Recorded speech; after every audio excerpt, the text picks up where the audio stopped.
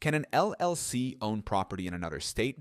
Yes, an LLC can own property in another state, and many real estate investors do this to expand their portfolios. However, owning property outside your home state usually requires registering your LLC as a foreign LLC in the state where the property is located. This ensures compliance with that state's business laws.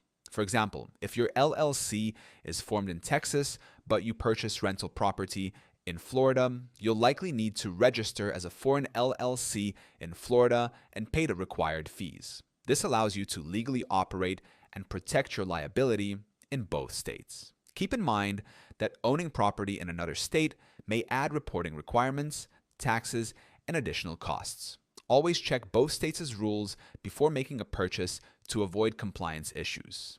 Zen Business can register your LLC as a foreign entity so you can own property across state lines legally. The link is in the description. And if you want a step-by-step breakdown of LLC basics, you can also download my free guide on how to set up an LLC. The link is in the description too.